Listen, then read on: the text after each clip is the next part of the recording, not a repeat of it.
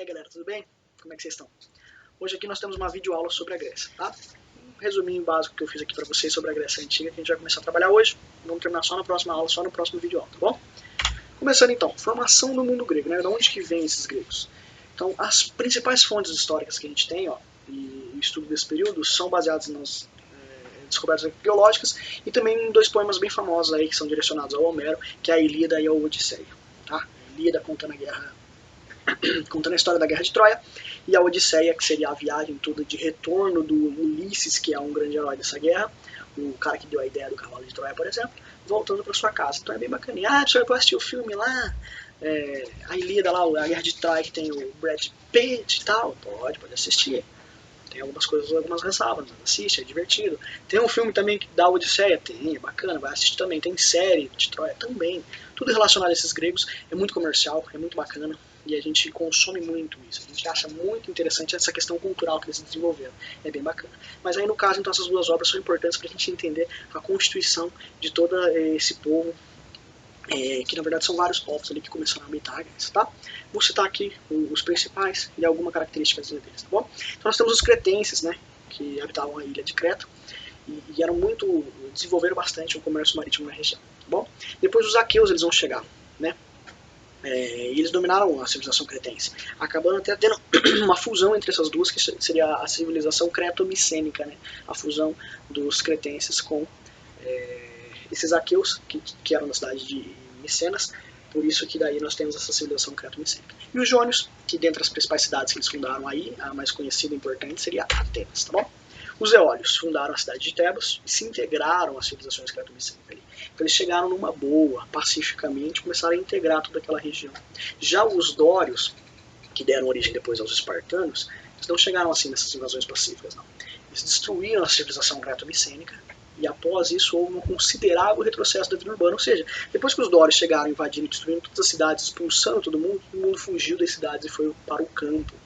Tá? Então teve um retrocesso nessa vida urbana, isso é chamada primeira diáspora grega. Tá bom?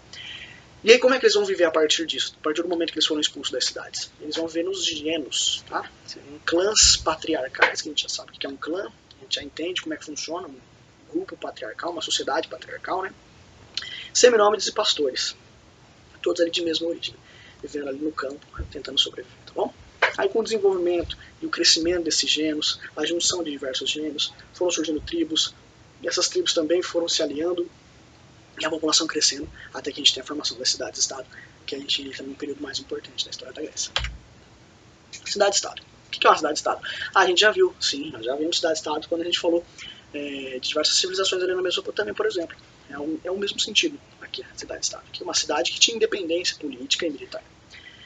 Só que aqui no caso eles possuíam a mesma cultura, a mesma religião, e isso os unia. Por isso que a gente fala aqui, ó, por exemplo, você vai poder observar aqui no mapa da Grécia, que nós temos diversas cidades-estado. Só que todas elas representam a civilização grega. Ah, foram povos distintos que deram origem a elas, tudo bem. Mas eles têm toda uma característica em comum. Por isso que todos eles fazem parte desse conjunto de civilização grega, apesar de estarem divididos em cidades-estado. Bom, como que era organizada uma cidade-estado? Basicamente ela tinha a haste, que era a região urbana, onde nós temos as casas, os templos, os palácios. A ágora, também conhecida como acrópole, no começo da cidade-estado, que era o espaço público para reuniões e eventos. Você lembra disso, né? O professor de filosofia deve ter comentado com você.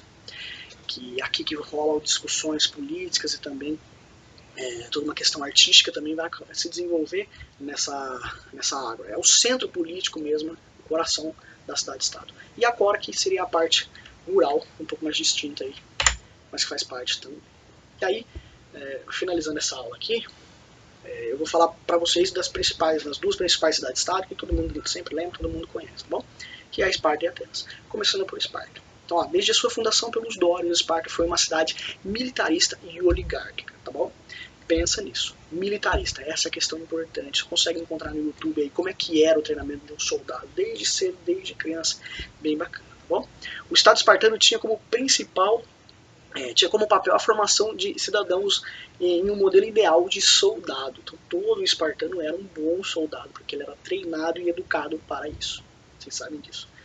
Sociedade, como é que ela estava dividida? Nós tínhamos os esparciatas, que seriam os espartanos, né? Que são cidadãos.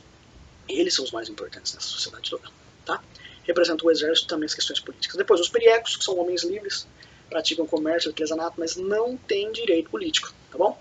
E eram usados pelo exército quando havia grande necessidade. Não era a profissão deles ser soldado. Tá? Mas quando havia necessidade de proteger a cidade, por exemplo, eles eram destinados a isso também. E os ilotas, que eram os servos ligados à terra, que sustentavam os esparcetas com o seu trabalho. São os escravos comunitários aí desse grupo dos espartanos. Tá bom? O poder político de Esparta, como é que ele está organizado? Então, tá bom. Funciona a partir de um sistema monárquico, tá? Mas no caso ele era uma diarquia, porque nós tínhamos dois reis. Um mais ligado a questões religiosas, políticas, e o outro questão do exército mesmo, tá bom?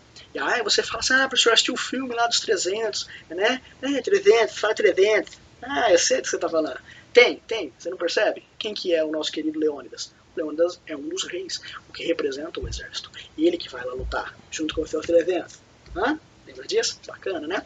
Mas nós temos outras organizações além dos dois reis. Nós temos a Jerúsia, o Conselho dos Anciãos, que cuida das questões administrativas, judiciárias e legislativas, a Ápela, que elegiam os membros da Jerúsia, né? E todos acima dos 30 anos, que eram espartanos, participavam dela. E o Eforato, que são 5 membros que comandavam a vida política de Esparta. Por isso que a gente pode dizer que Esparta é uma oligarquia, tá bom?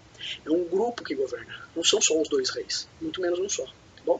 Então é um grupo organizado em algumas instituições que estão governando, por isso que Esparta é uma cidade e baseada numa política oligárquica.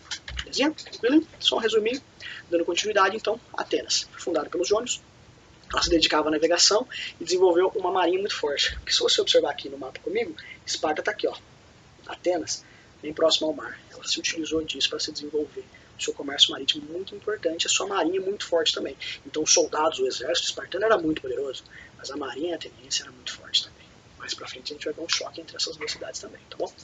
A sociedade era dividida entre os eupátridas, que é a elite dos cidadãos, né? A aristocracia, basicamente, que tem a participação política. Depois nós temos os metecos, que são os estrangeiros dedicados ao comércio, não têm direito político, e os escravos também. Evolução política. Em relação a Atenas tem mais coisa pra gente falar em relação a essa evolução política, tá bom? Porque, primeiramente, ela começa sendo governada por uma monarquia, assim como Esparta também era, basicamente, né? Que vai se transformar em uma oligarquia. Então os eupátridas acabam assumindo o governo da cidade. Essa nobreza rural passa a explorar os pequenos produtores, né, essa aristocracia, tirando vantagem do restante da população. Só que diversos legisladores vão surgindo e vão tentando mudar essas características até que surge a democracia, da forma que a gente conhece lá deles, tá bom? Então nós temos o Drácon, que ele vai impor que as leis precisam ser escritas, e é uma questão muito importante. O Solon vai colocar fim à escravidão por dívidas, que também é bem importante, né? A população mais carente vai se beneficiar bastante disso. O Clístenes vem com o princípio da isonomia, então uma igualdade social, vai permitir que todo mundo possa participar dessa questão da democracia, né? E o Péricles vai ser o auge de Atenas, tá? Bem bacana. Democracia ateniense, então, como é que funcionava? Nós tínhamos o Demos. O que é o Demos? É um grupo de cidadãos. É ele que vai ser o núcleo básico dessa democracia ateniense, tá bom? Então todo cidadão participava ali do seu grupinho, né, do seu Demos, e eles é que vão fazer todo o funcionamento dessa democracia. Depois temos a Bulé, que é o conselho de cidadãos escolhidos por sorteio, tá? Eles vão ser sorteados anualmente, aí, alguns dentre os Demos, 500 vão ser escolhidos para ser representantes da Bulé. Depois nós temos a Eclésia, que é uma assembleia onde todos participavam. Todos quem? Todos os cidadãos. E a gente vai entender qual que é o significado disso, tá bom? E aí nós temos a Eleia também, que é o tribunal formado por 6.000 cidadãos. Beleza? Agora a questão é, ali a gente vê, beleza. Temos os Demos, são todos cidadãos. A Bulé é um conselho escolhido, né, por sorteio. A Eclésia é onde todo mundo participa. Mas quem é esse todo mundo? E a Eleia seria o tribunal, né? Cuidar das questões jurídicas, né? Cidadão em Atenas vai ser um homem que tenha mais de 18 anos, e os pais sejam atenienses e ele seja livre. Mulher não conta, estrangeiro não conta. Percebeu? Então, na democracia ateniense, todo cidadão participa, mas nem todo habitante de Atenas é considerado um cidadão. E isso é muito importante a gente pensar também. Tá bom? Vamos ficando por aqui, ó. Quase 10 minutinhos de aula, só um resuminho básico para dar continuidade, dar uma força para vocês. Espero que vocês tenham gostado. Estou continuando a investir aqui para que a gente tenha uma estrutura um pouco melhor, uma qualidade um pouquinho melhor. Qualquer dúvida que vocês tenham, deixa um comentário aí, beleza? Espero que vocês tenham gostado e até a próxima. Valeu!